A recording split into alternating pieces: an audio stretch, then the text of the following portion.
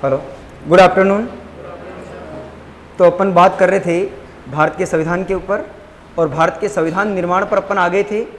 और कल अपन ने भारत के संविधान निर्माण के बारे में कुछ बातें कर चुके हैं अपन, जिसमें मैंने आपको बताया था कि संविधान निर्माण जो है वो दो स्तर पर हुआ था। कितने स्तर पर हुआ था? दो स्तर पर हुआ था। एक प्रयास तो इसमें आपके जो है भारतीयों के द्वारा किए गए थे, भारतीय प्रयास, और एक प्रयास किसके द्वारा किए गए थे? आपके अंग्रेजों के प्रयास, अंग्रेजों के प्रयास। इन दोनों प्रयासों में सबसे पहले अपन 5 मिनट के लिए रिवीजन कर रहे हैं, कल पढ़ा उसको ना, फिर अपन वापस अपने टॉपिक पर आ जाएंगे। तो इसमें अपन ने बात की थी कि ये जो भारतीय संविधान है, इस भारतीय संविधान के निर्माण के दो स्तर थे, जिसमें कुछ प्रयास भारतीयों के द्वारा किए गए और कुछ प्रयास किसके द्वारा किए गए?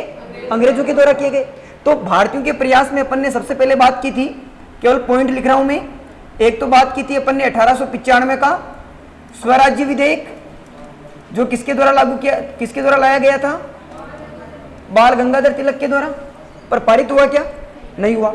इसके बाद में 20वीं सदी में जो है गांधी जी ने कहा कि भाई भारतीय संविधान जो है भारतीयों के द्वारा ही क्या हो? निर्मित हो। ठीक है। इसके बाद में 1924 में जवाहरलाल नेहरू की बात की अपन ने कि जवाहरलाल नेहरू ने जो है सबसे पहले संविधान सभा की क्या की थी? मांग की कि भारतीय संविधान के लिए क्या होनी चाहिए? संविधान सभा होनी चाहिए, जिसमें भारतीय जो है संविधान सभा में बैठकर अपने संविधान का क्या करे?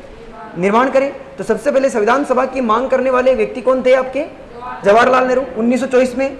उसके बाद में 1934 में व्यक्तिगत स्तर पर एम एन रॉय ने यानी मानवेंद्र नाथ रॉय ने जो है आपके व्यक्तिगत स्तर, साम्यवादी पार्टी के तहत व्यक्तिगत स्तर पर जो है संविधान सभा की क्या की थी? मांग की थी।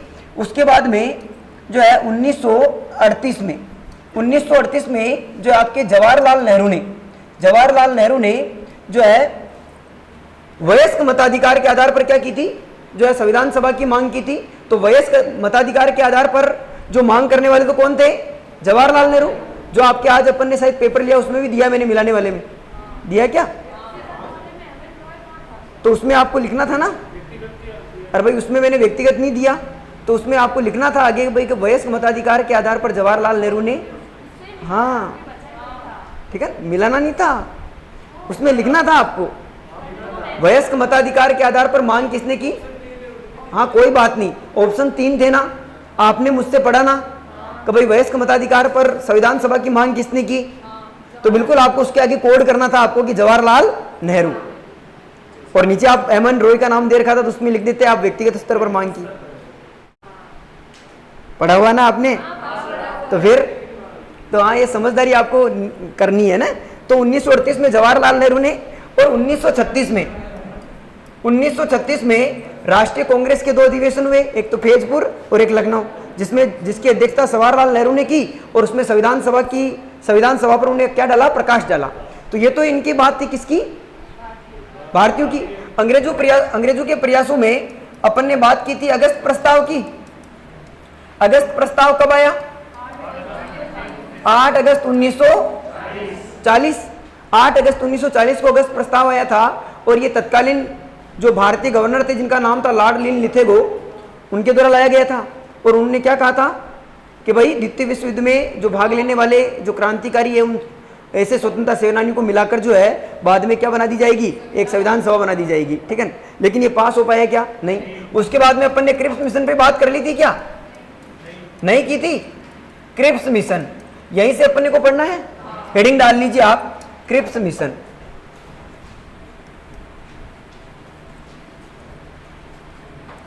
Cripps mission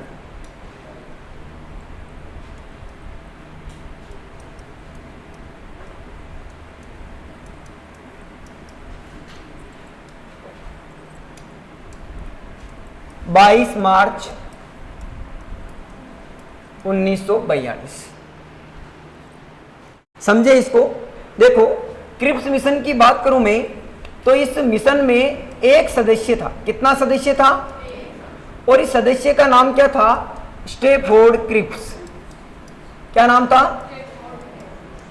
Stafford Cripps.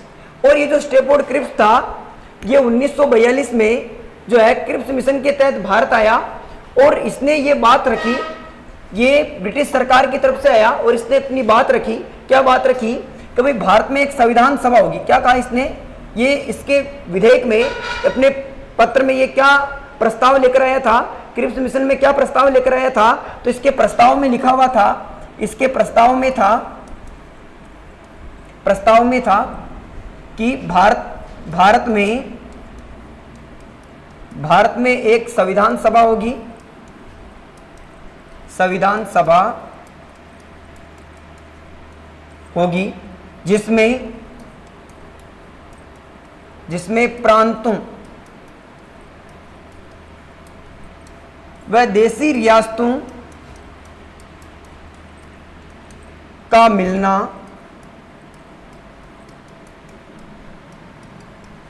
क्या होगा? ऐच्छिक होगा। इसने क्या कहा कि भाई भारत के लिए एक संविधान सभा तो होगी, लेकिन इस संविधान सभा में जो प्रांत है और देशी रियासतें हैं उनका मिलना क्या होगा? ऐच्छिक होगा। यानी वो चाहे तो मिल सकती है और चाहे तो नहीं मिल सकती है, उनके ऊपर, अनिवार्य नहीं है, उनके ऊपर है। तो एक तरह से एक डोमिनेंट स्टेट की बात थी। किसकी बात थी? एक डोमिनेंट स्टेट की बात थी। इसीलिए जो है भारतीय राष्ट्रीय कांग्रेस ने इसे पाकिस्तान के जीवाणु से युक्त बताया। वीर सावरकर ने कहा कि भारत कोई क्रिप्स के बाप की जागीर नहीं है जो इसके दो टुकड़े कर देगा। और महात्मा गांधी ने इसे क्या कहा? उत्तर तृतीय चेक बताया। क्यों ऐसा चेक बताया? जिसका बैंक ऐसा चेक जिसकी तारीख क्या हो चुकी है? निकल चुकी है। क्योंकि एक चेक की जो है लिमिटेड तारीख होती है।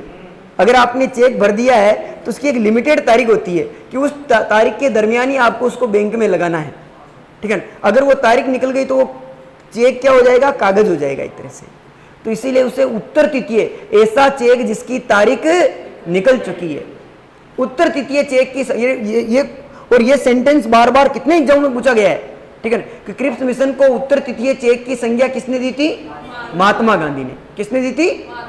महात्मा गांधी ने। समझ में आया क्या? ठीक है। क्यों कहा था ऐसा? क्यों कहा था महात्मा गांधी ने? क्योंकि महात्मा गांधी ने क्रिप्स मिशन के आने से पूर्व ही, जब द्वितीय विश्व युद्ध की शुरुआत होने वाली थी, उस समय जब अगर अगस्त प्रस्ताव आया था, तब जो है महात्मा गांधी ने डोमिनेंट स्टेट की मांग की थी। लेकिन महात्मा गांधी की मांग पर ब्रिटिश सरकार के द्वारा इन्हें डोमिनेंट स्टेट नहीं दिया गया, ठीक है। इसीलिए जब बाद में ये प्रस्ताव लेकर आए डोमिनेंट स्टेट का, तब महात्मा गांधी ने क्या कहा? कि ये तो उत्तर तृतीय क्या है? एक तरह से चेक है। अब हमें नहीं चाहिए, अब तो हमें पूर्ण क्या चाहिए? स्वराज्य चाहिए, ठीक है। इसलिए 1942 में आपको पता होगा तो भारत छोड़ो आंदोलन हुआ था, जिसमें महात्मा गांधी ने नारा दिया था, करो या मरो का। दिया क्या? ठीक है। तो इसीलिए इसे उत्तर तृतीय चेक की क्या दी गई थी? उनके द्वारा संज्ञा दी गई थी। तो ये तो कौन सा मिशन था? Cripps mission. इसके बारे में लिख ले पहले अपन, लिखो, मैं लिखवा रहा हूं जो।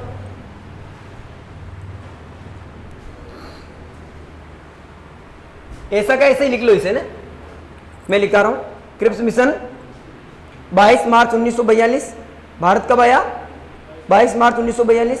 ये सन याद रखने, क्योंकि कई बार ऐसे क्रम से जमाने का प्रश्न आ जाता है, ठीक है। प्रश्न आ जाता है कि भाई निम्न जो यहाँ पर भारत पर जो मिशन आए उनको क्रम से जमाइए, या निम्न घटनाओं को क्रम से जमाइए, जिसमें आपको जैसे कोई चोरी चारा कांड दे दिया, जैसे आपको अगस्त प्रस्ताव दे दिया, क्रिप्स मिशन आ गया, देवल प्रस्ताव आ गया, इस प्रकार से जमाने के लिए आपको दे सकता है, ठीक है। तो लिखो आप, इसमें कितना सदस्य था? एक सदस्य एक, जिसका नाम क्या था? Stafford Cripps. Stafford Cripps.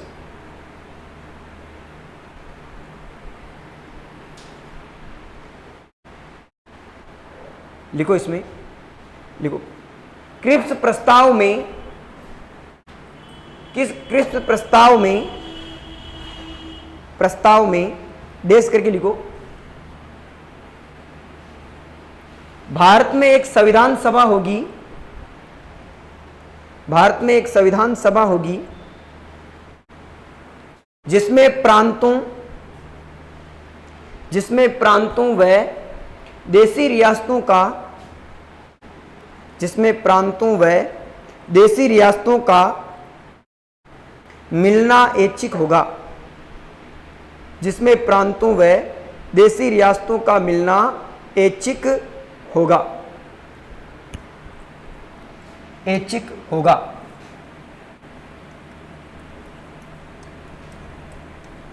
Congress ने इसके बारे में क्या कहा?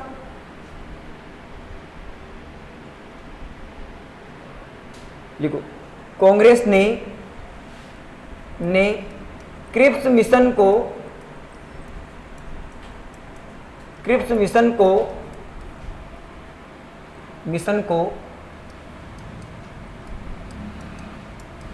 पाकिस्तान के जीवाणु से युक्त बताया। पाकिस्तान के जीवाणु से क्या बताया? युक्त बताया। यानी कांग्रेस ने कहा कि भाई इसका मतलब जो है क्रिप्स है वो ऐसी बातें कर रहा है, ऐसे कथन कह रहा है जिससे कि भारत का क्या हो जाएगा? विभाजन हो जाएगा। ठीक है। और जो लोग मांग कर रहे हैं पाकिस्तान अलग से देश हो, वो क्या हो जाएगी? साकार हो जाएगी। ठीक है। तो इसलिए इसे पाकिस्तान के जीवाणु से क्या बताया? युक्त बताया। एक लिखो, वीर सावरकर ने क्या कहा? वीर सावरकर ने कहा,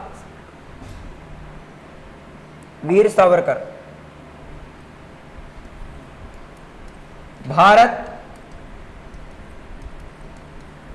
क्रिप्स के बाप की जागीर नहीं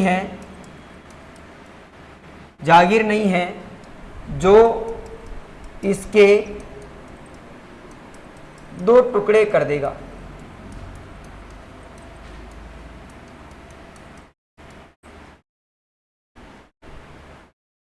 भारत क्रिप्स के बाप की जागीर नहीं है जो इसके क्या कर देगा? 2 टुकड़े कर देगा। और गांधी जी ने क्या कहा? गांधी जी ने इसे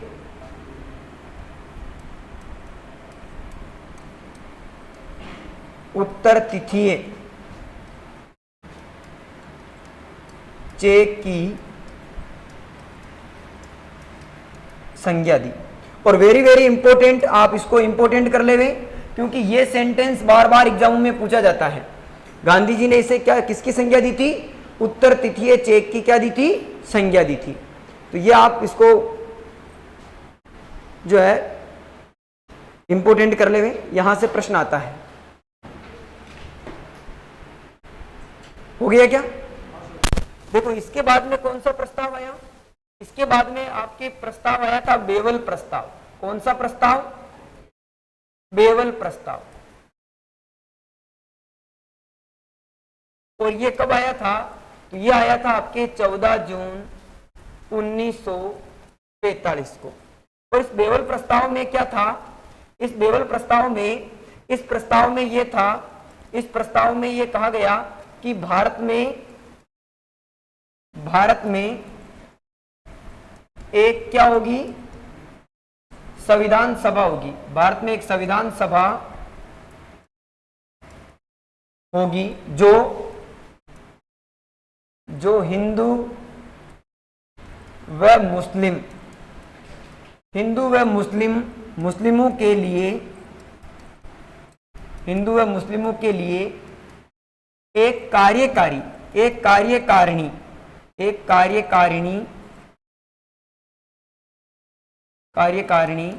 संस्था के रूप में क्या करेगी? संस्था के रूप में कार्य करेगी। इसका मतलब जो बेवल प्रस्ताव था उसमें एक सांप्रदायिक बात थी। क्या थी? एक सांप्रदायिकता की बात थी। इसीलिए यह प्रस्ताव भी क्या नहीं हो पाया? पास नहीं हो पाया। ठीक है। तो इस प्रकार से जो बेवल प्रस्ताव भी क्या हो गया था? असफल हो गया था। ठीक है। तो आप इसमें लिखें, आप बेवल प्रस्ताव में 14 जून 1945 इंपोर्टेंट ध्यान रखना। कब आया था? 14 जून 1945। और प्रस्ताव में क्या लिखा हुआ था, लिखें आप, भारत में एक संविधान सभा होगी, भारत में एक संविधान सभा होगी, भारत में एक संविधान सभा होगी जिसमें मैं लिखना यूं लिखो, जो हिंदू व मुस्लिमों के लिए, जो हिंदू व मुस्लिमों के लिए एक कार्यकारिणी संस्था के रूप में कार्य करेगी, जो हिंदू व मुस्लिमों के लिए एक कार्यकारिणी संस्था के रूप में क्या करेगी, कार्य करेगी। लिखा। अब ये सभी प्रयास जो है अंग्रेजों के द्वारा किए गए थे, लेकिन ऐसा प्रयास जिसके माध्यम से भारत में संविधान सभा का गठन हुआ वो अब आ रहा है, और वो है आपके कैबिनेट मिशन। हेडिंग डाल लीजिए आप,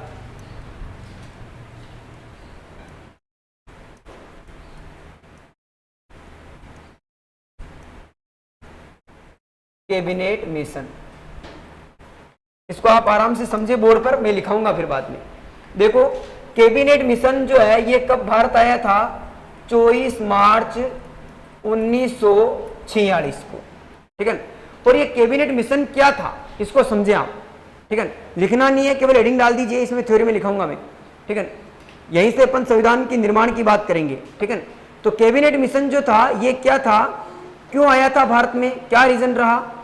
तो 1946 में ब्रिटेन में चुनाव हुए थे, और इन चुनावों में लेबर पार्टी यानी मजदूर दल की सरकार की ओर से जो है, पार्टी से जो है, क्लीमेंट एटली ने प्रधानमंत्री का क्या लड़ा, चुनाव लड़ा। और उसने अपने मैग्ना कार्टा में, अपने जो है चुनाव पत्र में यह घोषित किया था कि अगर लेबर पार्टी की सरकार बनती है ब्रिटेन में तो हम भारत की सत्ता का हस्तांतरण किसको कर देंगे, भारतीयों को कर देंगे।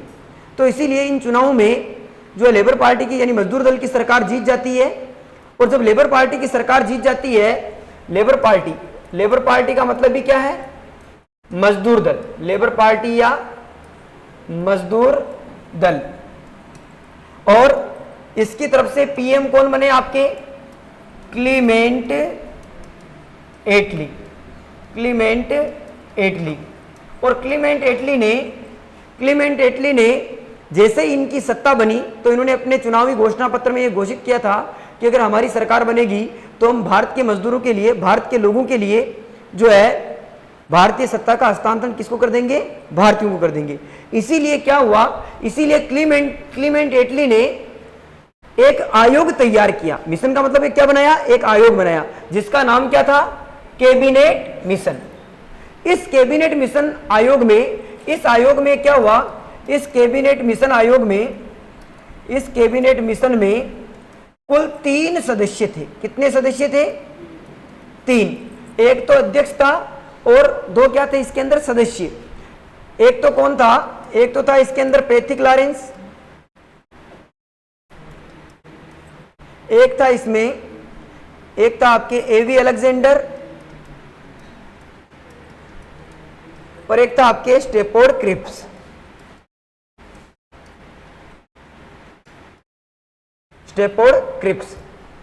जो है ये जो 3 सदस्य थे ये क्लीमेंट एटली के कैबिनेट के मंत्री थे। तत्कालीन मजदूर दल की जो सरकार थी ब्रिटिश राज्य में यानी ब्रिटेन के अंदर, उसके कैबिनेट के मंत्री थे ये, जिसमें एवी अलेक्जेंडर नेवी मंत्री था, स्टेफोर्ड क्रिप्स जो है एक व्यापार या वाणिज्य मंत्री था, ठीक है। तो इस प्रकार से इसके मंत्री थे। तो ये तीनों इसके जो मंत्री है इस आयोग में इनको स्थान दिया गया और तीनों को इस आयोग में शामिल करके भारत भेजा गया। ये भारत आते हैं, भारत की स्थिति का जायजा लेते हैं, एक रिपोर्ट तैयार करते हैं और इस रिपोर्ट को तैयार करके किसे सौंपते हैं, क्लीमेंट एटली को। और इस रिपोर्ट में स्पष्ट लिखा हुआ था कि भारतीय सत्ता का हस्तांतरण किसे कर देना चाहिए, भारतीयों को। इसीलिए इस कैबिनेट मिशन की सिफारिश पर जो है भारतीय सत्ता का हस्तांतरण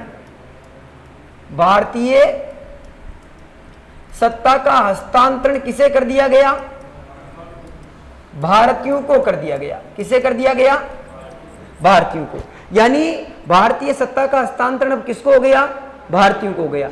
और भारतीयों को सत्ता का हस्तांतरण हो गया तो अब क्या सत्ता डायरेक्टली दे देंगे क्या? ऐसे कभी यह था कि योद्धा को कानून ये चलो और मस्त और ठीक था जानवर था को देश जाने, ये हो सकता है क्या? नहीं। कैबिनेट मिशन ने भारतीय सत्ता का हस्तांतरण करते हुए ये कहा कि भाई आपके लिए एक संविधान सभा का क्या किया जाएगा? निर्माण किया जाएगा। इसीलिए 16 मई को, ठीक है, कब? कैबिनेट मिशन के द्वारा 16 मई 1946 की बात है। 16 मई 1946 को भारत के लिए 389 सदस्यों की एक संविधान सभा की क्या की? एक संविधान सभा की घोषणा की। यानी संविधान सभा का क्या किया? गठन किया।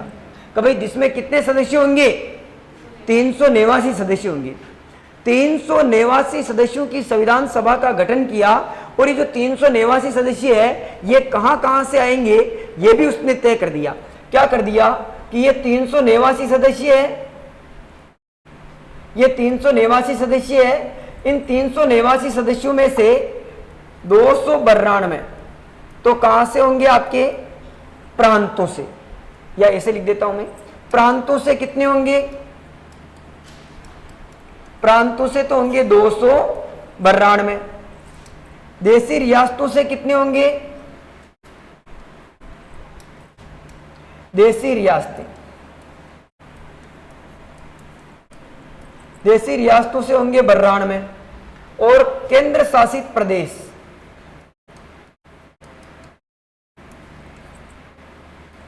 4। कौन कौन से थे ये? कहां से आए थे? एक तो आपके दिल्ली, एक अजमेर मेरवाड़ा, एक कुर्ग कर्नाटक के अंदर है जो, और एक आया था आपके बलूचिस्तान।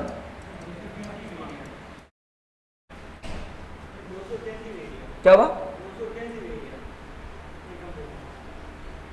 93 नहीं, ये 93 देशी रियासतों से कितने थे? 93 हो गया, ठीक है। तो 292 तो कहां से थे? प्रांतों से। 93 कहां से थे? देशी रियासतों से। और 4 कहां से थे?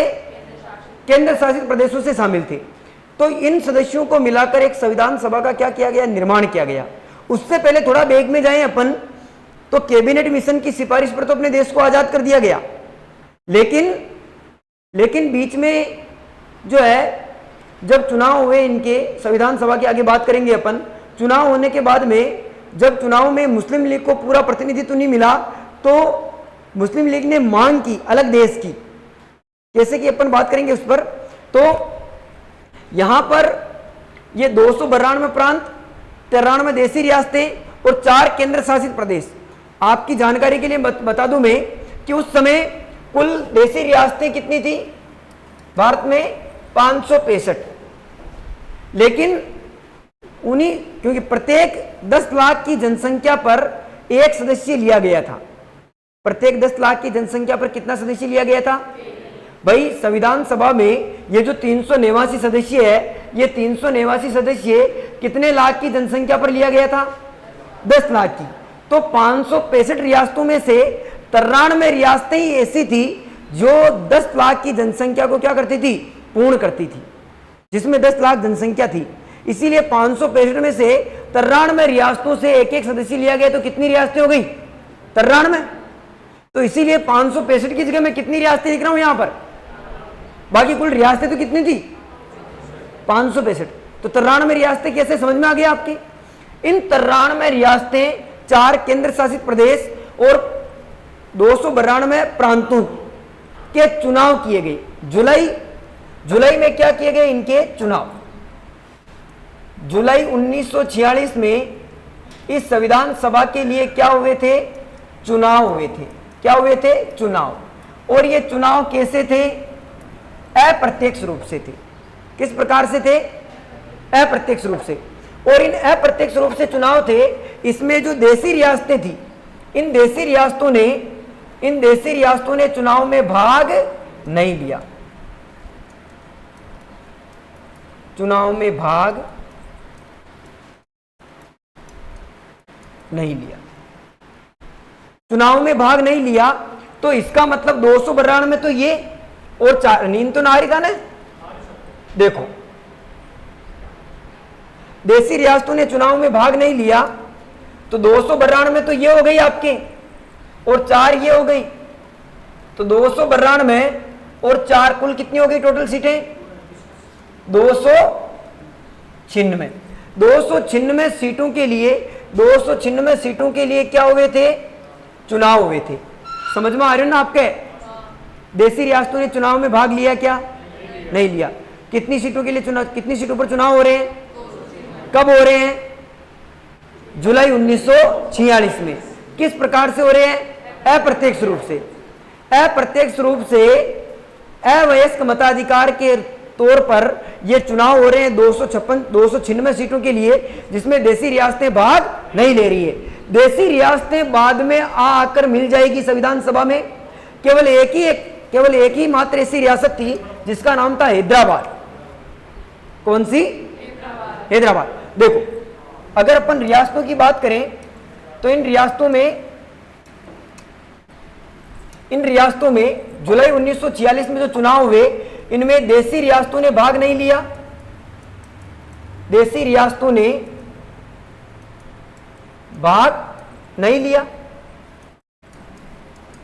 लिया और एकमात्र ऐसी रियासत बाद में नहीं लिया और बाद में मिलती रही। मैं थ्योरी में लिखा दूंगा, वैसे बाद में आकर ये रियासतें मिलती रही। एकमात्र ऐसी रियासत थी, एकमात्र रियासत जिसका नाम क्या था? हैदराबाद। एकमात्र ऐसी रियासत हैदराबाद थी जिसने जो संविधान सभा में शामिल नहीं हुई, लेकिन फिर इसे बाद में पुलिस कार्रवाई के द्वारा, सैनिक प्रशासन के द्वारा इसका क्या कर लिया गया? विलय कर लिया गया। तो ऐसा प्रश्न आता है कि जुलाई 1946 में संविधान सभा के चुनाव में जो है, संविधान सभा के चुनाव हुए, इनमें बाद में धीरे धीरे करके सभी रियासतें मिलती रही संविधान सभा में, लेकिन एकमात्र ऐसी रियासत जो संविधान सभा में शामिल नहीं हुई वो कौन सी थी? तो हैदराबाद। इसे किसके द्वारा शामिल किया गया? सैनिक प्रयासों के द्वारा इसे क्या किया गया था? शामिल किया गया था। ठीक है, तो वो कौन सी रियासत थी? हैदराबाद। कितनी सीटों पर चुनाव हुए थे? 296 सीटों पर। इन 296 सीटों में से परिणाम क्या रहा? परिणाम आया तो इन 296 सीटों में से 208 सीटें तो किसे मिली? कांग्रेस को मिली। 208 सीटें तो किसको मिली? कांग्रेस को। 73 सीटें किसे मिली? मुस्लिम लीग को। मुस्लिम लीग को कितनी सीटें मिली? दिख रहा सबको? 296 से 208 तो कांग्रेस को मिली, 73 सीटें किसको मिली? मुस्लिम लीग को। और 15 सीटें किसको मिली? महिला व अन्य को। महिला व अन्य, इनमें 15 महिला भी थी और अन्य सीटें भी थी। ठीक है, और इसमें हिंदू महासभा को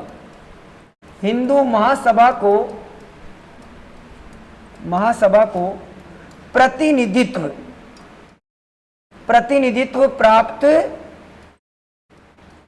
नहीं हुआ। हिंदू महासभा को इसमें प्रतिनिधित्व प्राप्त नहीं हुआ। 208 सीटें कांग्रेस को मिल गई, 73 मुस्लिम लीग को मिल गई, 15 अन्य को मिल गई, और 15 अन्य में महिलाएं थी। महिलाओं में से अपन बात करें तो ऐसा प्रश्न पूछा जाता है, इनमें से महिलाओं में, यहां पर लिख देता हूं मैं, महिला इधर में ऐड करके लिख देता हूं। महिलाओं में अपन बात करें, यहां पर नोट लगा के लिखता हूं मैं। प्रश्न आता है कि संविधान सभा में शामिल महिलाओं में एकमात्र मुस्लिम महिला कौन थी? तो एकमात्र मुस्लिम महिला की बात करें तो एकमात्र मुस्लिम महिला कौन थी? तो बेगम अय्याज रसूल। ठीक है, अगर बात करूं मैं एकमात्र दलित महिला की संविधान सभा में, एकमात्र दलित महिला की, तो वो कौन थी आपके? तो वो थी आपके बेला यूरिन दक्षायनी, ठीक है। जबकि जो देशी रियासतों का प्रतिनिधित्व करने वाली महिला जो थी, देशी रियासतों का प्रतिनिधित्व करने वाली जो महिला थी संविधान सभा में, उसका नाम था एनी मास्क्रीन। कौन थी? एनी मास्क्रीन। ये तीनों प्रश्न पूछे गए हैं, ध्यान रखें, पूछे हुए क्वेश्चन को ही मैं लिखा रहा हूं यहां पर। तो ऐसा प्रश्न आ जाए आपके कि संविधान सभा में जो है मिलने वाली एकमात्र मुस्लिम महिला कौन थी? तो बेगम अय्याज रसूल। एकमात्र दलित महिला कौन थी? तो बेला यूरिन दक्षायनी। और एक देशी रियासतों का प्रतिनिधित्व करने वाली महिला कौन थी? एनी मास्क्रीन। और ऐसा प्रश्न भी पूछा गया है कि संविधान सभा में एकमात्र दलित व्यक्ति, संविधान सभा, ये भी आप कोड करके लिख सकते हैं, नोट करके, ठीक है, एकमात्र दलित व्यक्ति जिन्होंने संविधान सभा में प्रतिनिधित्व किया और जो अखिल भारतीय दलित संघ से आते थे, अखिल भारतीय दलित संघ से आते थे, उनका नाम क्या था? तो उनका नाम याद रखना आपको कि Jagjivan Ram. Very very important प्रश्न, बार बार पूछा गया है। संविधान सभा में एकमात्र दलित व्यक्ति जो अखिल भारतीय दलित संघ से आते थे, जिन्होंने संविधान सभा में दलित संघ का प्रतिनिधित्व किया था, वो कौन थे? बाबू जगजीवन राम। और एकमात्र महिला कौन थी? बेला यूरिन दक्षायनी। समझ में आ गया क्या? नींद आ रही की है? समझ में आ रहा है? अरे समझ में आ रहा है क्या? तो अब संविधान सभा के लिए चुनाव हो गए, प्रतिनिधित्व मिल गया। अब क्या हुआ कि संविधान सभा की प्रथम बैठक हुई। और संविधान सभा की प्रथम बैठक कब हुई थी? संविधान सभा की प्रथम बैठक हुई 9 दिसंबर 1946 को। 9 दिसंबर 1946 को बैठक होने से पूर्व ही मुस्लिम लीग ने चुनाव परिणामों का क्या कर दिया? विरोध कर दिया। क्यों विरोध कर दिया? क्योंकि उन्हें पूर्ण बहुमत नहीं मिला। अब पूर्ण बहुमत नहीं मिला तो उन्होंने क्या, मुस्लिम लीग ने क्या कर दिया? विरोध कर दिया, कभी चुनाव वापस करवाए जाए, ठीक है। अब मुस्लिम लीग के भारी विरोध के बावजूद 9 दिसंबर 1946 को प्रथम बैठक हुई, जिसमें 207 सदस्यों ने, कितने सदस्यों ने? 207 सदस्यों ने क्या लिया था? भाग लिया था। कितने सदस्यों ने भाग लिया था? 207 सदस्यों ने क्या लिया? इसमें भाग लिया था। और संविधान का निर्माण क्या हुआ था? प्रारंभ हुआ था, ठीक है। संविधान का निर्माण प्रारंभ हुआ था। तो अगर संविधान की बात करूं मैं, संविधान निर्माण में कुल कितने अधिवेशन हुए? संविधान निर्माण में कुल 12 अधिवेशन हुए थे। कितने अधिवेशन हुए थे? 12 अधिवेशन। संविधान में कुल 12 अधिवेशन हुए, ठीक है। और संविधान निर्माण की बात करूं मैं, संविधान निर्माण में कितने अधिवेशन लगे?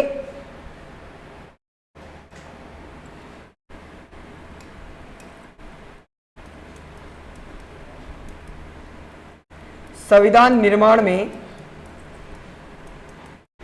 11 अधिवेशन लगे। कितने अधिवेशन लगे? 11।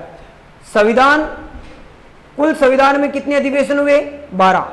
संविधान निर्माण में कितने अधिवेशन लगे? 11। कब कब लगे उसकी बात करते हैं अपन। देखो, सबसे पहले फर्स्ट अधिवेशन की बात करते हैं। फर्स्ट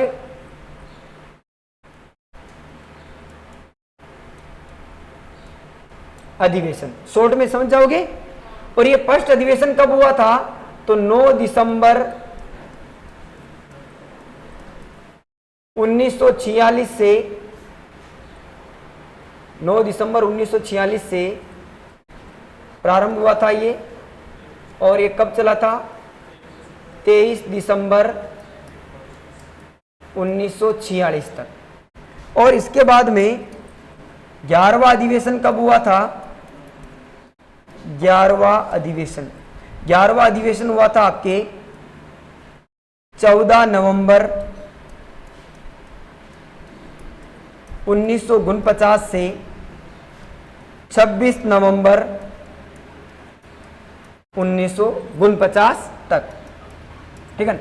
और इस दरमियान ये 9 दिसंबर से प्रारंभ होता है, देखो 9 दिसंबर है, अरे बोर्ड पे देखो सभी, 9 दिसंबर है क्या, 9 दिसंबर से संविधान का निर्माण प्रारंभ हो रहा है और ये कहां तक चला था, 26 नवंबर 1949 तक, ठीक है ना। इसमें कुल कितना समय लगा भैया, इसमें 2 वर्ष 11 माह 18 दिन का समय लगा। और इसमें कितने पैसे खर्च हुए रे भैया, इसमें पैसे खर्च हुए थे आपके 64 लाख रुपए। कितने लाख रुपए, 64 लाख रुपए। और एग्जैक्ट की बात करूं मैं तो एग्जैक्ट पैसे कितने हुए थे, तो 63,96,729 रुपए। समझ में आ रहा है क्या, ठीक है ना। 2 वर्ष 11 माह 18 दिन 64 लाख रुपए, 63,96,729 रुपए पूरे संविधान के निर्माण में क्या हुए थे, खर्च हुए थे। और ये जो 12वां अधिवेशन है ना, ये 12वां अधिवेशन कब हुआ था, देखिए ये 12वां अधिवेशन, यहां पर मैं 12वां अधिवेशन भी लिख देता हूं मैं, 12वां अधिवेशन ये हुआ था 24 जनवरी, कब हुआ था, 24 जनवरी 1950 को। और ये 12वां अधिवेशन 24 जनवरी 1950 को हुआ था। और ये कौन सी बैठक थी आपके, तो 166वीं बैठक थी। कौन सी बैठक थी, 166वीं बैठक। इसका मतलब यह हुआ कि संविधान निर्माण में कुल कितनी बैठकें हुई थी, 166। संविधान निर्माण में कितनी बैठकें लगी, 165। अरे दिमाग में आ रही हो ना आ रही हो, कहा कि या तो 166वीं बैठक है, इसको मतलब 12वां अधिवेशन की है, इसको मतलब संविधान निर्माण में कितनी बैठकें हुई, 165। समझ में आ रहा है। और अधिवेशन कितने हुए, 11। कुल कितने हुए, कितनी बैठकें हुई, 24 जनवरी 1950 को जो बैठक हुई थी उसमें राष्ट्रपति को क्या किया गया, चुना गया। और एक बार सभी जो संविधान सभा के सदस्य थे वो सब एक साथ मिले, भोजन वोजन किया, बाता चीता की दी और विसर्जित हो गया। इसलिए थी ये बैठक। कहीं भी काम करा पा तो बाद में लास्ट में कहीं करा पा, अपने भारतीयों का नियम है? तो ये भी लास्ट में जो 166वीं या 12वां अधिवेशन था वो खाबा विभा को हो, बाता चीता को हो, जिसमें सभी जो संविधान सभा के सदस्य थे वो एक साथ एक मंच पर मिले थे। समझ में आ गया क्या, पहले ये बात लिखा दूं कि मैं, चलो लिखो, बाकी अपन फिर बाद में लिख नहीं पाएंगे ना।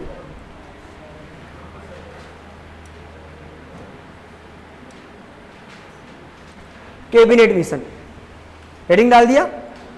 कैबिनेट मिशन कब आया, 24 मार्च 1946। मैं लिखा हूं वैसे लिखते जाना ना।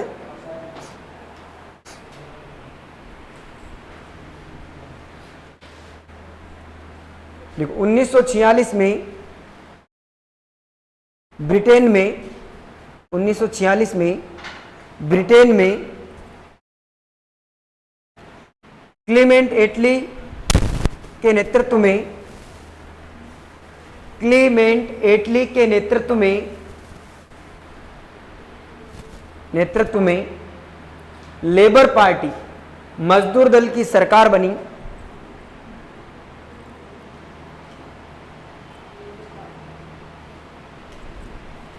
लेबर पार्टी या मजदूर दल की सरकार बनी।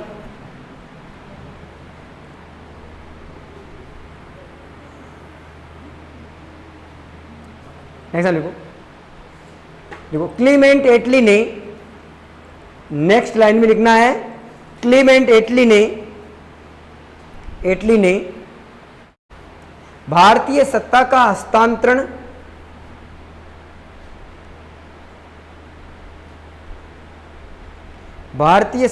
हस्तांतरण भारतीयों को करने के लिए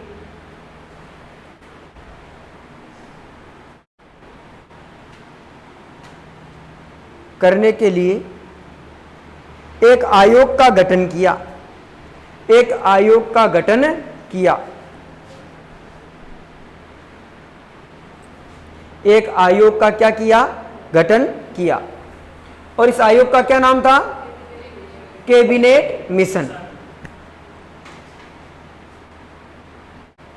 कैबिनेट ब्रैकेट में लिख दो आगे कैबिनेट मिशन।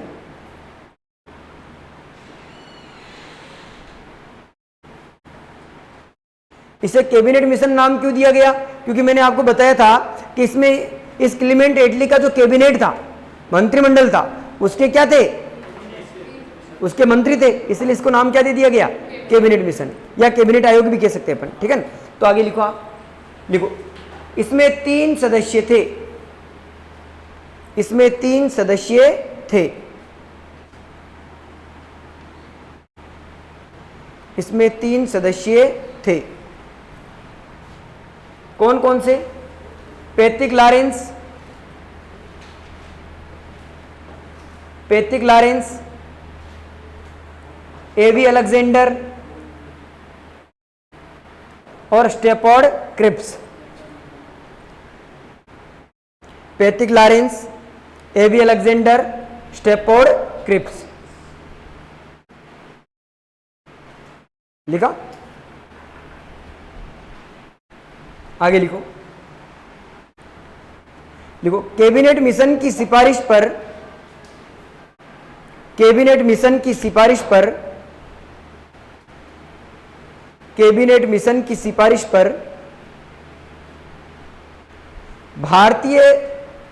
भारतीय सत्ता का हस्तांतरण,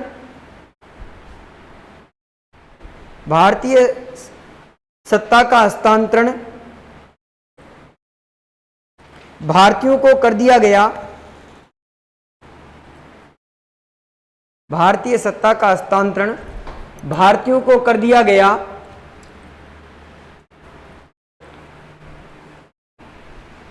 कर दिया गया। इसके लिए 16 मई 1946 को 389 सदस्यों, 16 मई 1946 को 389 सदस्यों की, 389 सदस्यों की एक संविधान सभा का गठन किया गया। 389 सदस्यों की संविधान सभा का गठन किया गया।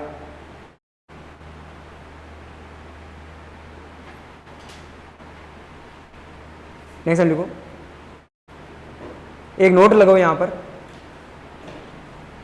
नोट लगा के लिखो, देखो संविधान सभा में 10 लाख की जनसंख्या पर, संविधान सभा में 10 लाख की जनसंख्या पर एक सदस्य को, यूं लिखो, एक सदस्य को चुना गया।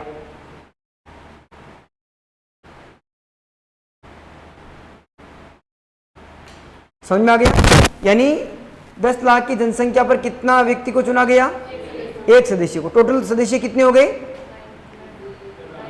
हाँ, ठीक है ना, समझ में आ गया? तो 389 सदस्य, 300 गुणिया 89 सदस्य हो गए। अब ये 389 सदस्य कहां से थे वो भी लिखो आप, लिखो पहले जैसे मैं डायग्राम बना रखा वैसे बनाओ आप।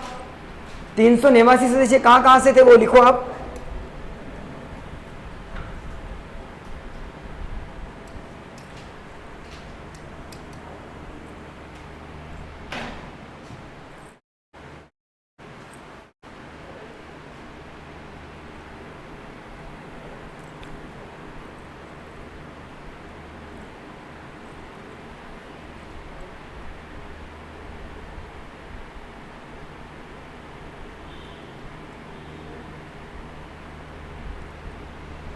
$292 में तो प्रांतों से, जैसे मैंने डायग्राम बना रखा वैसे ही बनाना आपको।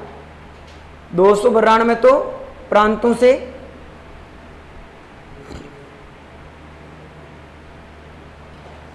देशी रियासतों से 93,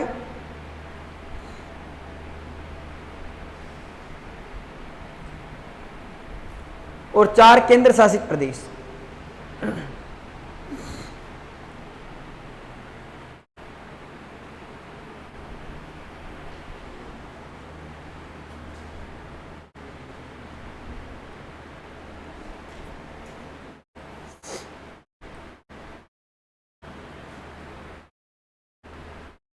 लिख लिया गया ये नीचे वाला मत बनाना यूं, ये केवल 3 बनाने, 92, 93 और 4 बना लिया।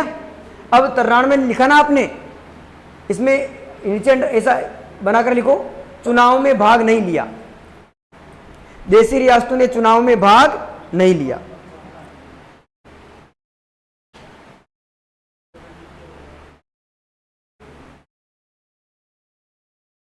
लिख लिया यहां तक। अब लिखो, मैं लिखा रहा हूं जाके। अरे ये मत बनाओ बेटा, यहां ये वाली चीज यहां पर नहीं बनानी है, केवल समझाने के लिए मैंने आपको एक ही डायग्राम में समझा दिया है। कर लिया यहां तक, आगे लिखो, अब आगे चलो। लिखो, जुलाई 1946 में संविधान सभा के लिए, जुलाई 1946 में संविधान सभा के लिए चुनाव हुए।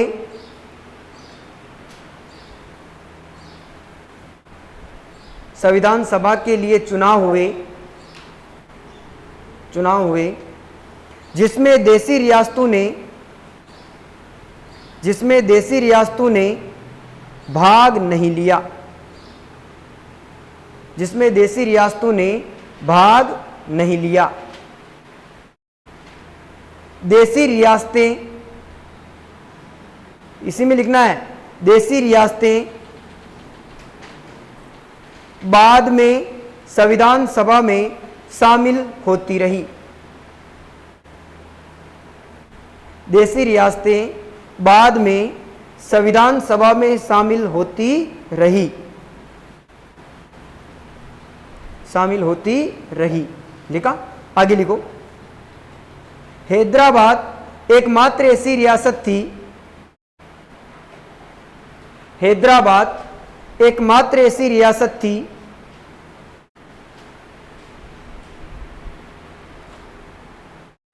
जो संविधान सभा में शामिल नहीं हुई। हैदराबाद एकमात्र ऐसी रियासत थी जो संविधान सभा में शामिल नहीं हुई,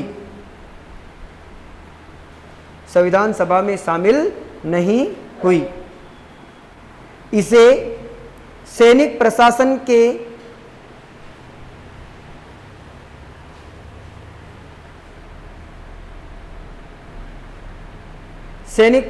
के माध्यम से शामिल किया गया। यानी सैनिक प्रशासन लगाकर इसे क्या कर लिया गया, शामिल कर लिया गया,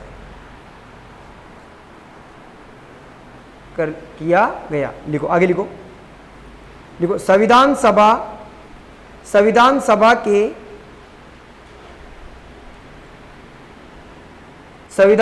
के चुनाव की सामान्यतः 3 श्रेणियां बनाई गई। कितनी श्रेणियां बनाई गई? 3 श्रेणियां बनाई गई।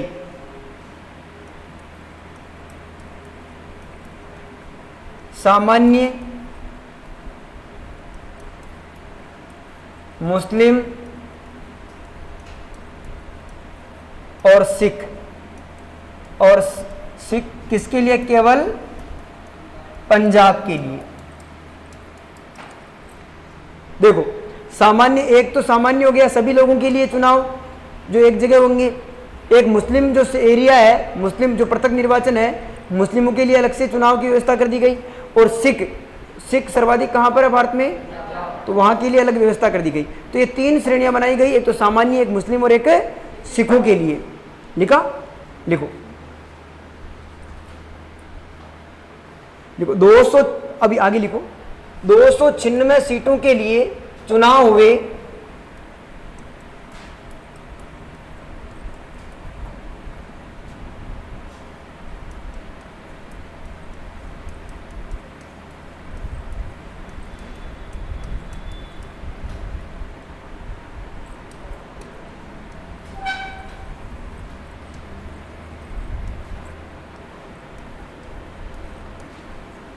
दो 296 सीटों के लिए चुनाव हुए।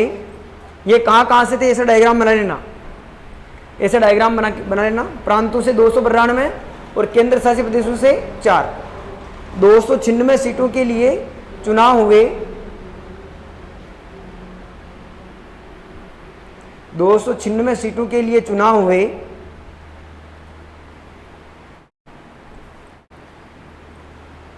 हुए,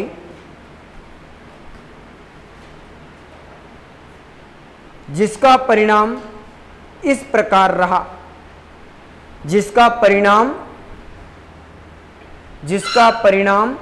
इस प्रकार रहा। किस प्रकार रहा? तो आप देखें, मैंने यहां पर लिख दिया पूरा पहले शेड्यूल। यहां पर मैंने एक ही डायग्राम में समझाया था आपको। लिखो परिणाम क्या रहा, तो लिखें आप 208 कांग्रेस, 208 सीटें किसको मिली? कांग्रेस को। 208 कांग्रेस, फिर लिखे 73 मुस्लिम लीग, 73 मुस्लिम लीग, 15 महिला व अन्य,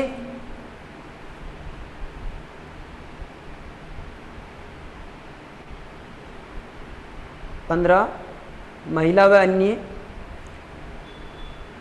और आगे लिखो हिंदू महासभा को प्रतिनिधित्व प्राप्त नहीं हुआ, हिंदू महासभा को प्रतिनिधित्व प्राप्त नहीं हुआ।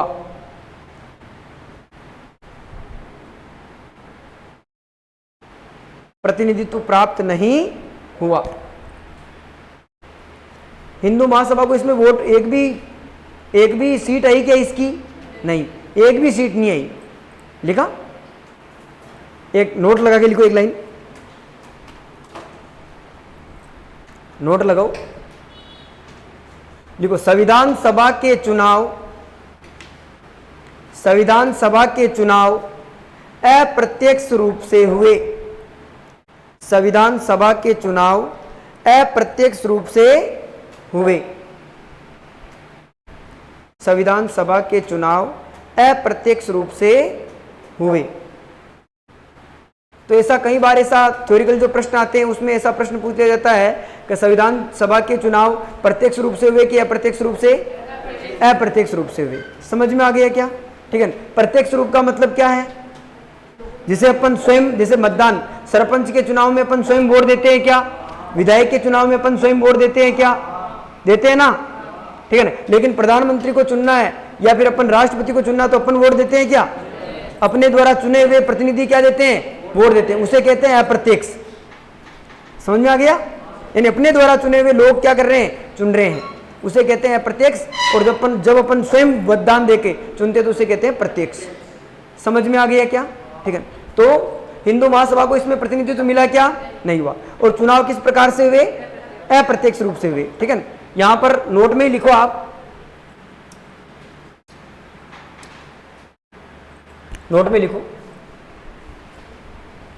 संविधान सभा में एकमात्र मुस्लिम महिला,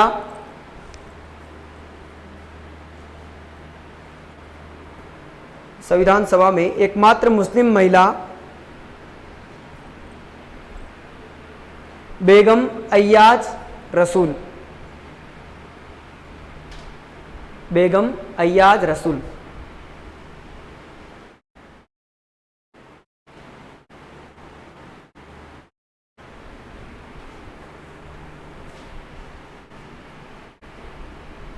आगे लिखो एकमात्र दलित महिला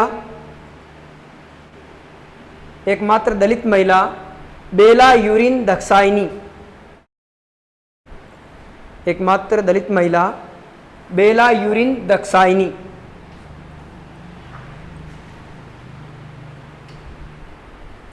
बेला यूरिन दक्षाइनी, बेला यूरिन दक्षाइनी। फिर लिखें आप देशी रियासतों का प्रतिनिधित्व करने वाली महिला, देशी रियासतों का प्रतिनिधित्व करने वाली महिला एनी मास्करीन। कौन थी? Any Mascarene. तो प्रश्न ऐसा आ जाए आपके, ऐसा प्रश्न आ जाए आपके कि संविधान सभा में देशी रियासतों का प्रतिनिधित्व करने वाली जो महिला थी वो कौन थी आपके? Any Mascarene. समझ में आ गया? आगे लिखो देखो नोट में ही लिखना है, संविधान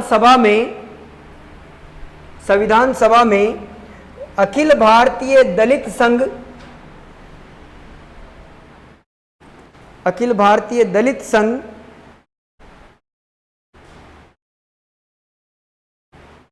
से आने वाले एकमात्र सदस्य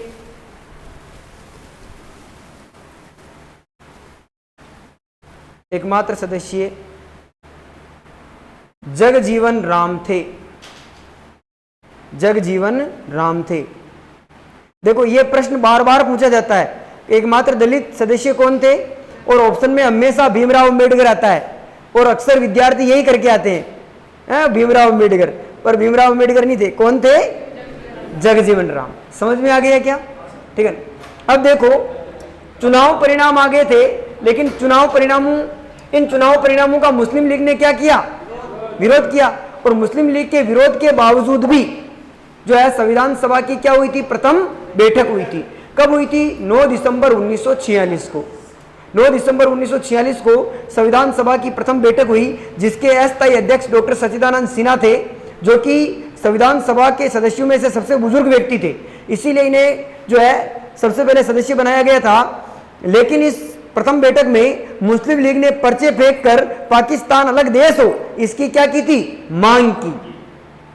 ठीक है, काफी समझाया गया मोहम्मद अली जिन्ना को, ठीक है, अलग अलग नेताओं के द्वारा समझाया गया, लेकिन वो अंततः नहीं समझे। इसीलिए जो है क्लीमेंट एटली ने तत्कालीन भारत का गवर्नर बनाकर भेजा था, जिसका नाम था माउंटबेटन, जो कि 3 जून 1947 को भारत आए, यानी ये माउंटबेटन भारत आएंगे और 3 जून 1947 को भारत का क्या कर देंगे? विभाजन कर देंगे, और भारत से अलग होकर एक देश बनेगा जिसका नाम क्या होगा? पाकिस्तान। और इस पाकिस्तान को तो 14 अगस्त 1947 को और भारत को 15 अगस्त 1947 को क्या कर दिया जाएगा? आजाद। समझ में आ गई? यानी 12 बजे पहले तो पाकिस्तान ने कही आजाद और 12 बजे बाद में भारत में। समझ में आ गई? तो ध्यान रखना आप, भारतीय संविधान सभा का गठन या भारत को आजादी किस मिशन की सिफारिश पर मिली थी? कैबिनेट मिशन की सिफारिश पर। भारत का विभाजन किस आयोग की सिफारिश पर हुआ था? माउंटबेटन योजना की सिफारिश पर। कब हुआ था? 3 जून 1947 को। पर वो आगे की बात है, वो हिस्ट्री की बात है, पर मैं उसमें थोड़ा कमेंट करना चाह रहा हूं मैं, इसलिए बताया मैंने। बाकी आपको यहां पर फोकस इस पर करना डायरेक्ट है ना। तो यानी मुस्लिम लीग ने जो है चुनाव परिणामों का क्या किया? विरोध किया। विरोध के बावजूद भी प्रथम बैठक हुई। कब हुई? 9 दिसंबर 1946 को। तो लिखे अपन, एक लाइन लिखो। देखो मुस्लिम लीग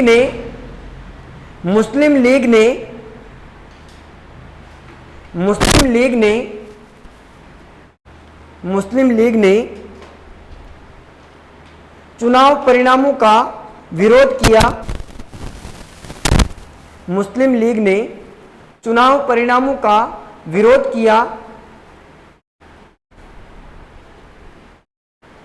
किया। इस विरोध के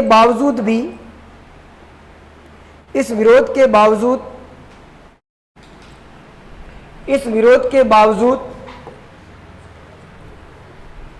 संविधान सभा की पहली बैठक संविधान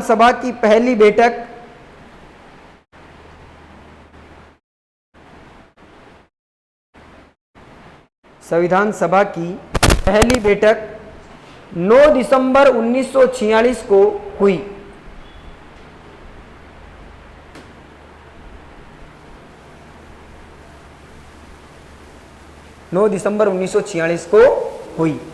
अब एक डायग्राम बनाइए आप, जिसमें एक तरफ तो लिखिए आप संविधान में कुल 12 अधिवेशन व 166 बैठकें हुई। संविधान में कुल 12 अधिवेशन, पूरा थ्योरिकल नहीं लिखना, जैसे मैंने डायग्राम बना रखा वैसे लिखना आपको। एक तरफ आप ऐसे इधर लिखो साइड में ना, इस प्रकार से।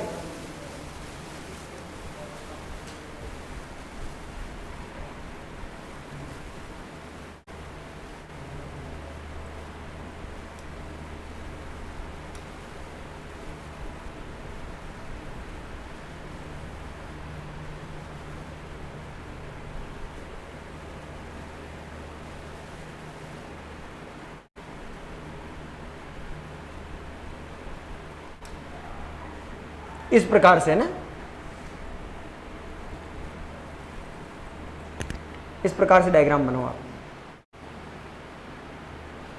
संविधान में कुल 12 अधिवेशन हुए थे और संविधान निर्माण में कितने अधिवेशन लगे? 11 अधिवेशन। ठीक है, इनका ये डिटेल दे रखा मैंने। फिर ऐसा डायग्राम बनाओ आप।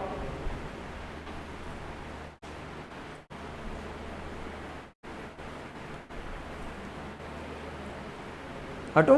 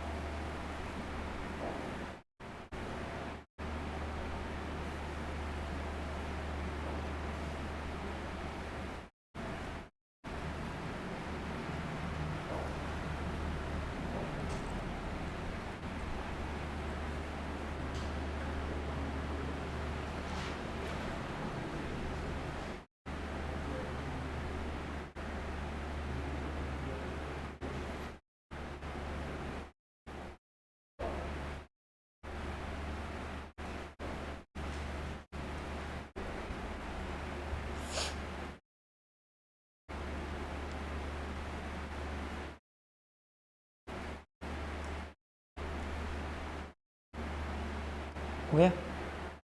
हो गया क्या सबके?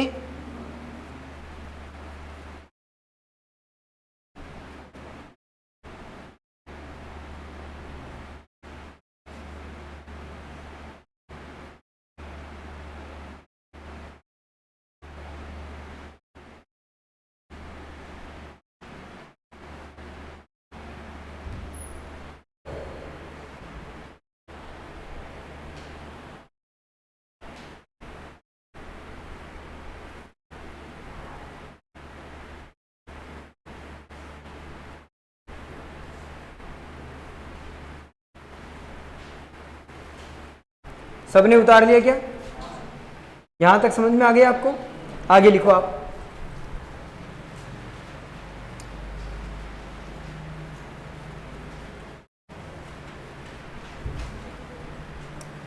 लिखो आप, मैं लिखा रहा हूं जो। देखो, संविधान निर्माण में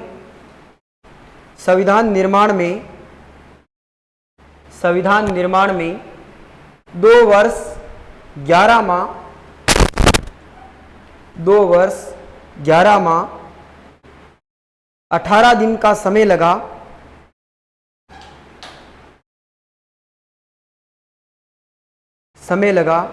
इसमें लगभग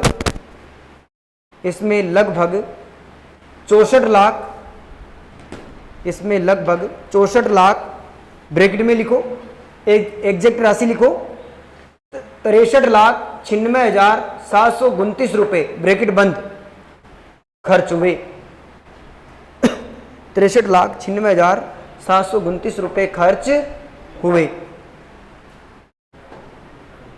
लिखा? आगे लिखो, नेक्स्ट टाइम लिखो। 9 दिसंबर 1946 को 9 दिसंबर 1946 को संविधान सभा की 9 दिसंबर 1946 को संविधान सभा की प्रथम बैठक हुई जिसके अस्थायी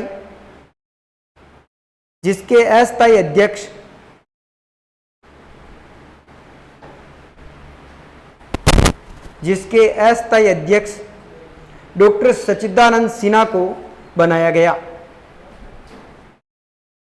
डॉक्टर सच्चिदानंद सिन्हा को बनाया गया। डॉक्टर सच्चिदानंद, लिखूं क्या?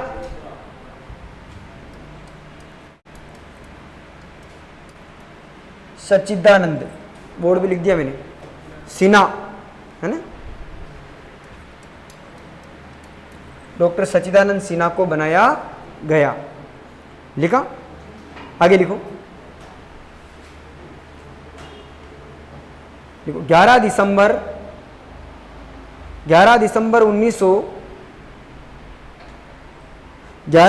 1946 को संविधान सभा का स्थायी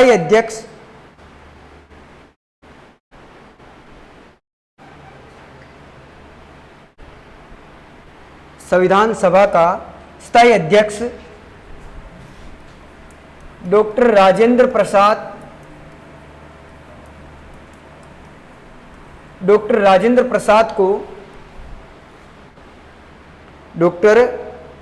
प्रसाद को बनाया गया। डॉक्टर राजेंद्र प्रसाद को बनाया गया। वह उपाध्यक्ष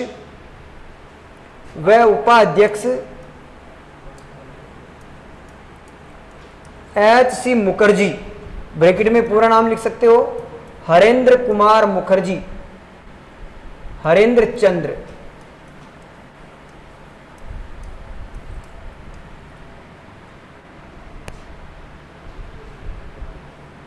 हरेंद्र चंद्र मुखर्जी को बनाया गया।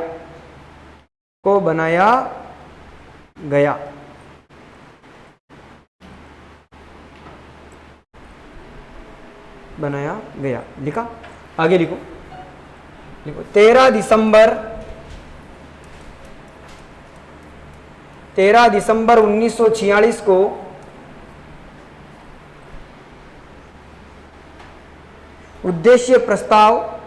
जवाहरलाल नेहरू के द्वारा 13 दिसंबर 1946 को जवाहरलाल नेहरू के द्वारा उद्देश्य प्रस्ताव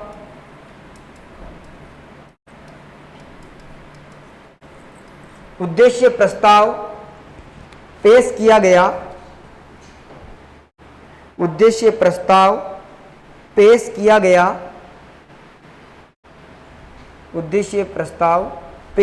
गया। जिस पर 8 दिन चर्चा हुई।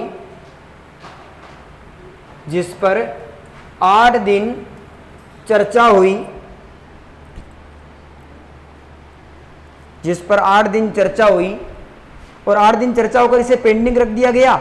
और फिर बाद में 22 जनवरी, कब? 22 जनवरी 1947 को 8 दिन चर्चा हुई और 22 जनवरी 1947 को इसे पारित कर दिया गया। तो प्रश्न आएगा आपके कि उद्देश्य प्रस्ताव कब पारित हुआ था? 22 जनवरी 1947 को। और इसे उद्देश्य प्रस्ताव को रखा कब गया था? 13 दिसंबर 1946 को। बात समझ में आ गई क्या? क्लियर है क्या? आगे लिखो। देखो, अब देखो यहां पर समझो, थोड़ा मैं डायग्राम बना रहा हूं, वैसे ही बनाना आपको। देखो, संविधान सभा का जो कार्य है, संविधान सभा का कार्य दो रूपों में चल रहा था। संविधान सभा का कार्य कितने रूपों में चल रहा था? 2 रूपों में चल रहा था। किस प्रकार से? आप देखें इधर, एक तो संविधान का निर्माण कार्य,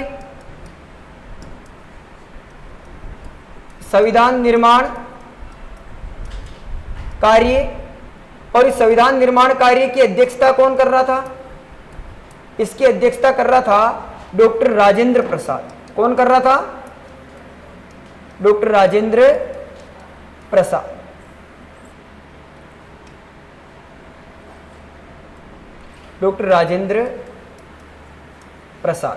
और एक जो है सामान्य कानून व्यवस्था को लागू करना, और सामान्य कानून व्यवस्था को लागू करने का जो कार्य है उसकी अध्यक्षता कौन कर रहा था? तो इसकी अध्यक्षता कर रहे थे जीवी मावलंकर।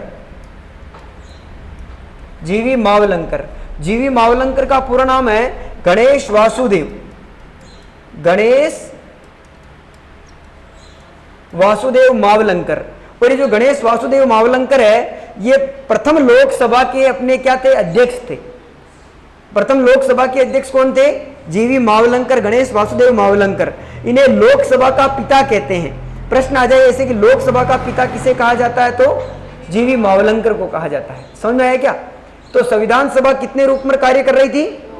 एक तो संविधान का निर्माण कार्य, और संविधान निर्माण कार्य की अध्यक्षता कौन कर रहा था लोकसभा में, सॉरी संसद में? डॉक्टर राजेंद्र प्रसाद। और सामान्य कानून व्यवस्था को लागू करने का कार्य कौन कर रहे थे? जीवी मावलंकर। समझ में आ गया? ये डायग्राम बनाओ, फिर मैं आपको एक नोट लिखाता हूं।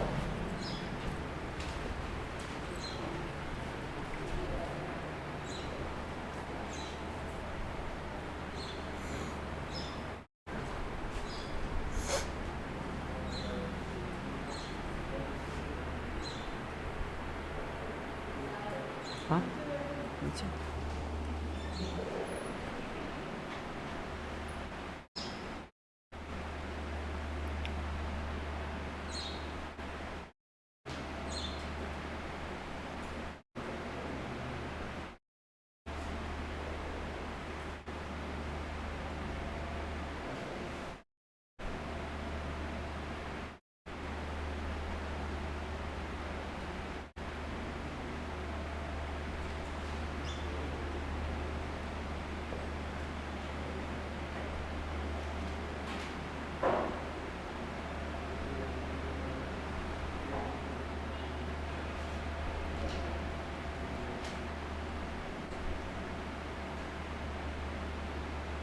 पॉलिटिकल हार तो नहीं लग रही आप लोगों को? पर नींद भी नहीं आ रही? थोड़ी क्लासेस जल्दी कर दें क्या? 9 बजे से? नहीं, चलो देखते हैं, इस पर विचार करते हैं ना।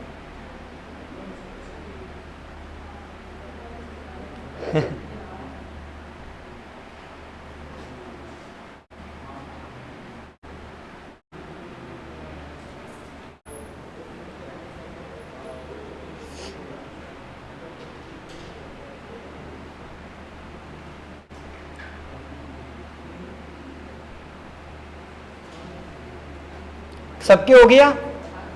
आगे चलें। एक नोट लगाओ यहां पर, और नोट लगाकर लिखो लोकसभा के पिता।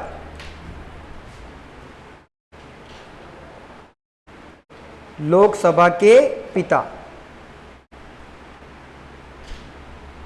लोकसभा के पिता किसे कहते हैं? तो डेस करके लिखो, गणेश वासुदेव मावलंकर को कहते हैं। गणेश वासुदेव मावलंकर।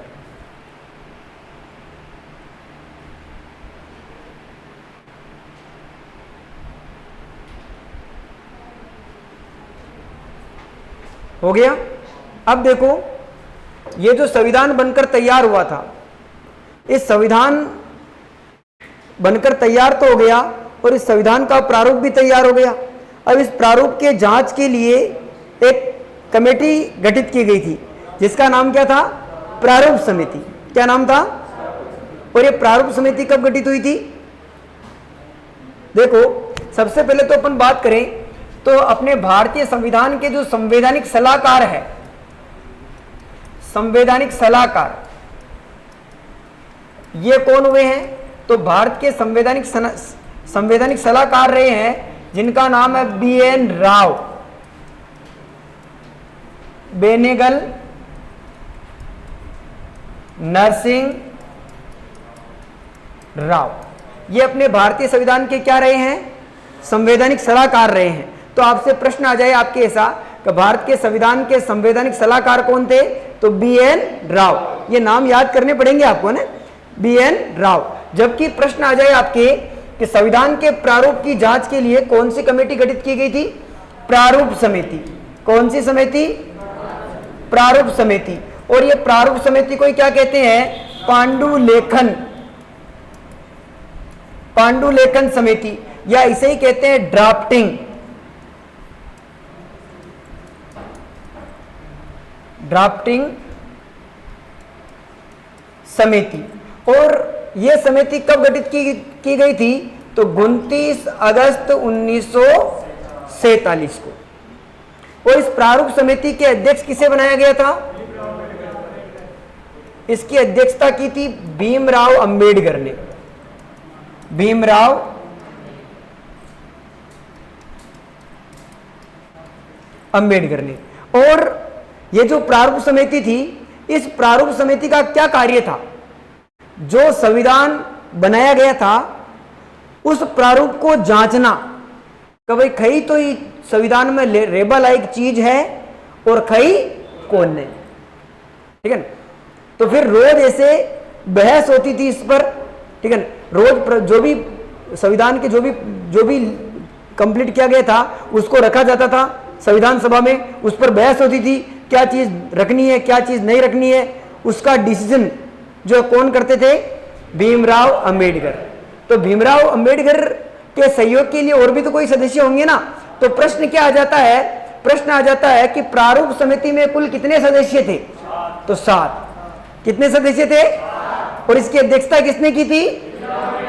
भीमराव अंबेडकर ने जो है इसकी अध्यक्षता की थी। इस प्रारूप समिति की प्रथम बैठक, देखो स्थापना तो कब हुई? स्थापना तो हुई 30 अगस्त को। और इसकी फर्स्ट बैठक कब हुई थी? तो इसकी फर्स्ट बैठक हुई थी बेटा 30 अगस्त 1947 को। 30 अगस्त 1947 को इसकी बैठक हुई थी, प्रथम बैठक हुई थी। और इसमें 7 सदस्य थे। कितने सदस्य थे? कौन कौन थे इसके 7 सदस्य? तो एक तो थे इसके सदस्य के.एम. मुंशी। सबसे पहले 7 सदस्य, पहले भीमराव अंबेडकर से ही लेते हैं। भीमराव अंबेडकर, और भीमराव अंबेडकर इसके क्या थे? अध्यक्ष थे। दूसरा के.एम. मुंशी। के.एम. मुंशी का पूरा नाम क्या है? कन्हैया माणिकलाल मुंशी। और ये एकमात्र क्या थे? कांग्रेसी थे, कांग्रेसी, यानी एकमात्र कांग्रेस से सदस्य थे, ठीक है ना। कौन? के.एम. मुंशी। एक थे आपके मोहम्मद सादुल्ला,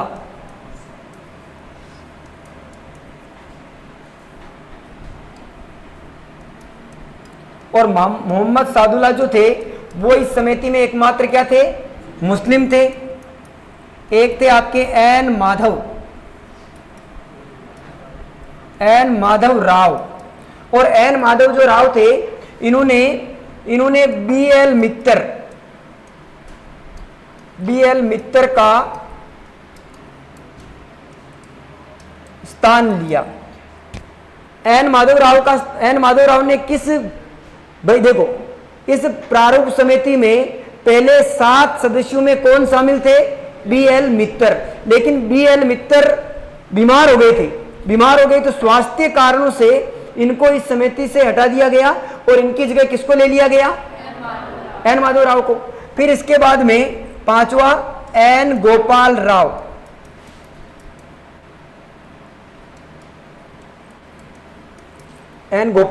और ये एन गोपाल राव एक आपके नंबर 6 पे जो है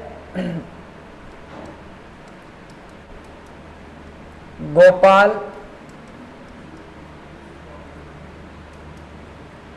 स्वामी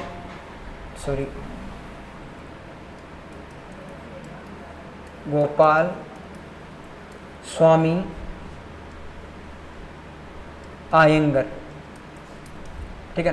और एक लास्ट थे आपके टी कृष्णामचारी, ठीक है। ये कुल 7 सदस्य थे। गोपाल स्वामी आयंगर जो थे, इन्होंने किसका स्थान लिया था? तो इन्होंने स्थान लिया था डीपी खेतान का। डीपी खेतान की क्या हो गई थी? मृत्यु। तो डीपी खेतान के स्थान पर किसे चुना गया? गोपाल स्वामी अयंगर को। तो कुल कितने सदस्य हो गए? अब इनको याद कैसे किया जाए, उनकी ट्रिक समझो। अपने एक भगवान हुए हैं जिनका नाम है भगवान कृष्ण कन्हैया। इस 7 सदस्यों में से आप देखो, आप 2 सदस्यों को छोड़ देवे तो सभी भगवान कृष्ण के ही पर्यायवाची है क्या? अरे 2 केवल भीमराव अंबेडकर को छोड़ दो एक तो, और एक मोहम्मद सादुल्ला को छोड़ दो। ये देखो कन्हैया, समझ में आ गया? माधव किसका नाम है? कन्हैया का। और उसके बाद में किसका है? गोपाल कन्हैया। और कृष्णामचारी, तो कन्हैया ही कन्हैया हो रहे हैं। तो इसका मतलब अगर आप इनको याद करना चाहो तो कैसे याद रख सकते हो? 2 सदस्य को छोड़कर सभी कन्हैया है। कौन है ये? इसकी सिंपल ट्रिक है एक तरह से। समझ में आ गया क्या? तो प्रारूप समिति ने जो है, प्रारूप समिति के अध्यक्ष तो कौन थे? डॉक्टर भीमराव अंबेडकर। और इसमें कुल सदस्य कितने थे? तो 7। ठीक है। इस बेनेगल नरसिंह राव ने संवैधानिक सलाहकार थे।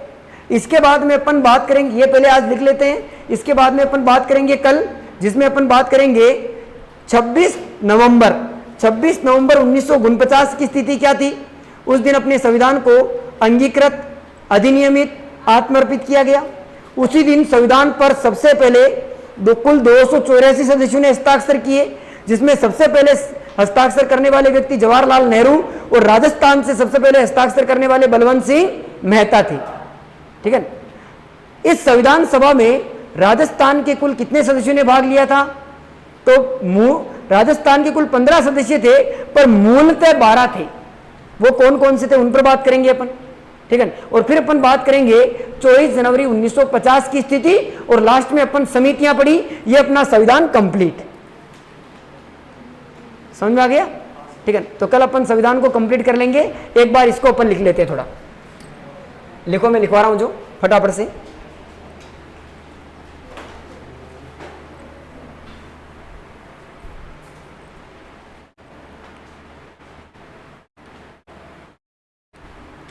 लिखो, भारतीय संविधान के संवैधानिक सलाहकार, भारतीय संविधान के संवैधानिक सलाहकार, भारतीय संविधान के संवैधानिक सलाहकार BN राव, बेनेगल नरसिंह राव थे। बेनेगल नरसिंह राव थे।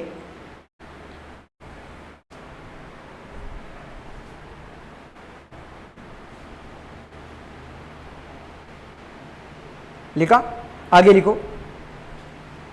लिखो, डॉक्टर भीमराव अंबेडकर के निर्देशन में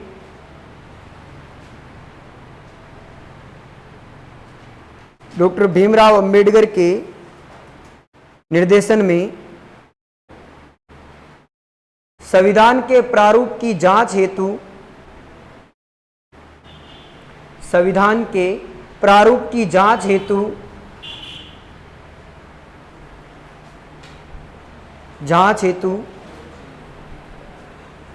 29 अगस्त 1947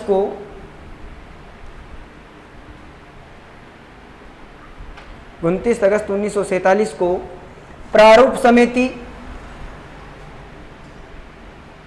ओब्लिक करके लिखो, पांडुलेखन समिति,